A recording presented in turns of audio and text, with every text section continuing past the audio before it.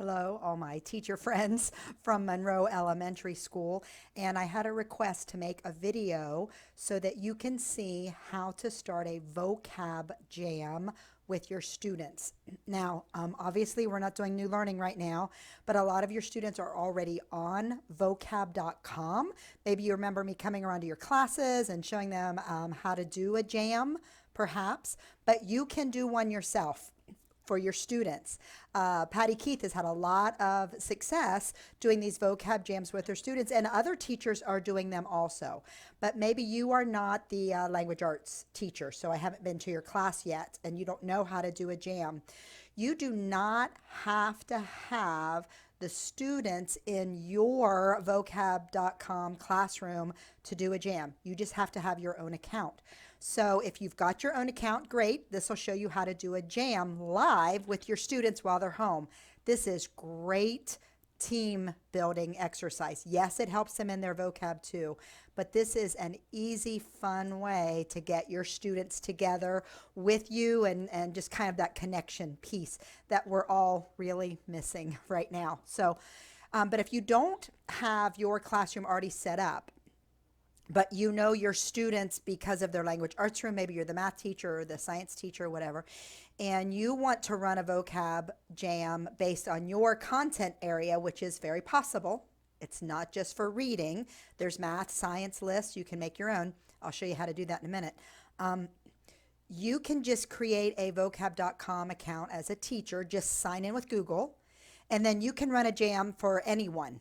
It doesn't have to be the students are in your class. They can be in someone else's class. It doesn't matter. Anybody can run a jam. Our students are running jams with each other all the time right now. So I've got lots of little notes here. So I've scribbled everywhere. So just bear with me as I try to show you how to get through this. So first of all, I'm assuming you've got an account and you're on vocab.com. So first of all, just go to lists. See where that lists is up there at the top.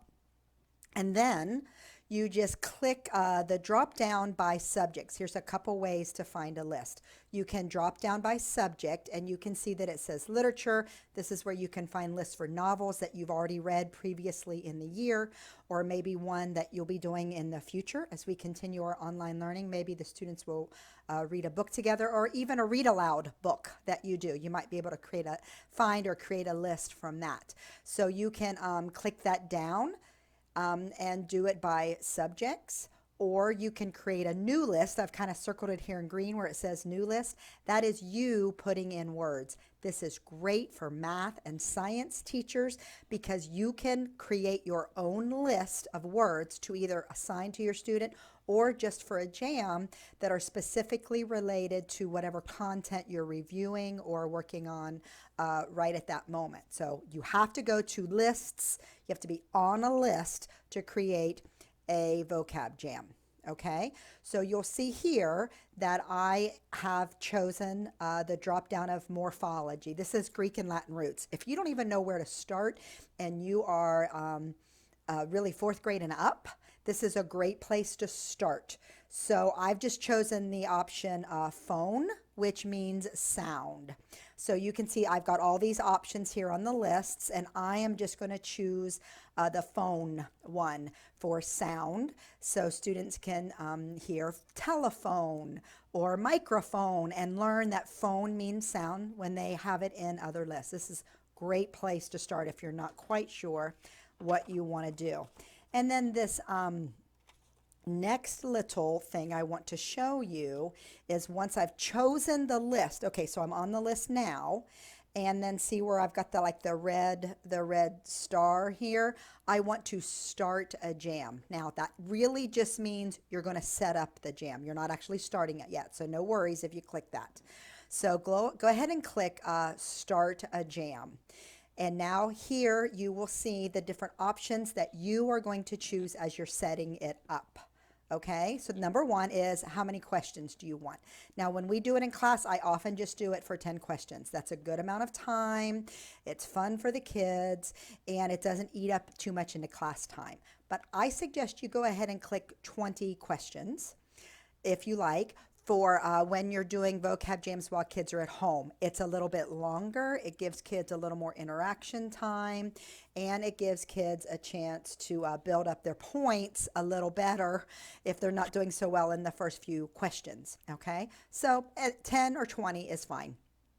Now, option 2. When I am in class and I've been doing jams, I always do just like a normal for how hard the questions are going to be. For at home, since this is a fun thing and just to get kids interested in doing the vocab on their own, I would pick easier than normal, as you can see I've done here. This way, it's not going to give them so many of those big long passages. I don't know if you've ever, how often you've done vocab and paid attention to what the kids were doing, but sometimes it gives those long passages and it'll say, what does the word mean in this one? That's very hard to do on a jam, especially for kids at home that aren't in the structured classroom. So I usually make that easier so they get more just one sentence where they have to pick a word, or it'll give them a synonym and they have to pick which one is a synonym. It's just give them a picture and they have to pick a picture. So it's a little bit easier in a jam to pick a little bit easier than normal. And then number 3, you have to pick the speed. Just pick normal. Don't make it faster. Don't make it harder. That's just the easiest one. And then number 4 is how many teams. Now, I suggest you don't go more than 3 teams while kids are at home, because as you're setting this up, you have no idea if 4 kids are going to log on or 20 kids. You will not have any idea until they actually start joining the jam. So I suggest for these at-home ones, you maybe just try 2 teams. Now, if you've done this a few times, and in the future you're going to do a jam a couple times a week or whatever, and you see that a lot of kids are logging on, you might go to 3 teams. But I wouldn't try 3 or 4 teams until you know there's going to be a lot of students, because there's just no way of knowing ahead of time. So I think 2 is best, and you can just have teams going against each other. And then number 5 is how you want kids to join. Please pick randomly. We do not want kids deciding which BFF they're going to go with. We don't want hurt feelings. This is as close as we can get to Kagan structures on a vocab jam, is to just have the kids pick the teams randomly. The kids aren't picking, I'm sorry. The system is randomly assigning them, and it does it as they log on. So as they're putting in the code, which I'll show you in a minute, it's just going to randomly start putting them on the 2 different teams. Okay? Now, I would, if I were you, make sure you tell your students to not pick a different name when they log on to the vocab jam. You can tell them this in an email ahead of time, whatever, but you really want their real name. That way you know who is on. You know that it's only your students from Monroe or whatever school you're on. If you're watching this on my YouTube channel, whatever school they're at, you make sure that they are your student, and it makes the student a little bit more accountable. And we are online. This code, nobody can use it unless you give it to them. So, but we do want to make it a little more secure for our students. Vocab.com is a website that's been vetted by our technology department. Nobody can get into this jam unless you give them the code.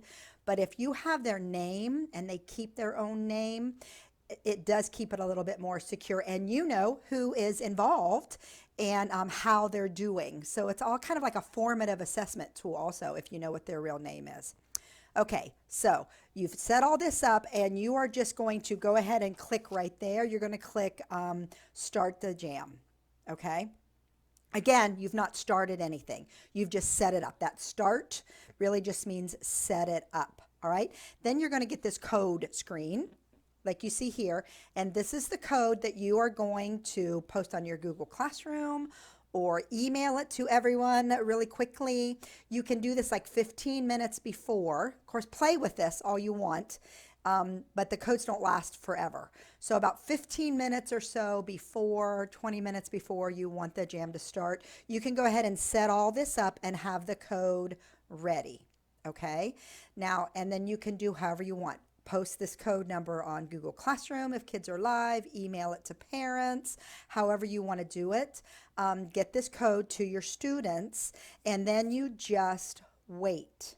Do not click begin the jam, okay? Do not click anything like that. You have to sit there and wait, and you will see, and I couldn't do it on this screen because I don't have anybody doing a jam right now, but you have to wait for students for it all to populate. So if you do this like 15 minutes before, as kids log on, it'll give them a few minutes. I would not start the jam any later than, I would say, 60 seconds after what you said the start time was, because kids will begin to think that they did something wrong, and then they'll log off and log back on and whatever. But when you're really close to just a little bit after the start time that you said, go ahead and click so that you can start the jam, and then it's running live. And then it just does normal. It'll click down, the countdown timer will go, it will give every student the word, they have to quickly choose. So all of this will just automatically run. And the kids can see everybody's name, who's doing what, how they're doing, how many people got the most points. So just a couple more quick tips, very fast.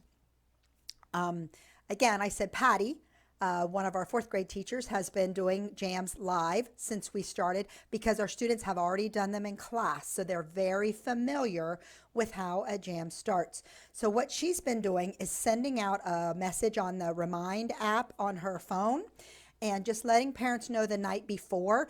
Don't forget, we have a live vocab jam with our class on Wednesday at 10 o'clock or whatever time she's got. So she's sending them a remind notification. Again, everybody was already familiar with that. She's sending them that the night before. And then on Google Classroom, she's posting a reminder and putting the code also, or you can also quickly send a code for remind. The vocab jam is going to start at 10 o'clock today, and in 15 minutes, here's the code. Anything like that, so you can get students on the code. So please let me know if you need any other questions, if this wasn't clear enough. Feel free, if you're at Monroe, if you're at Monroe Elementary, to just email me with questions. Or text me, and I am very happy to help everyone out with this. If you need help working on lists, or how to make a list, or if things aren't working well, please email me. I'm kind of the vocab.com nut here, so I'm happy to help everyone. This would be great for all of your content areas and a great team building exercise. Thanks.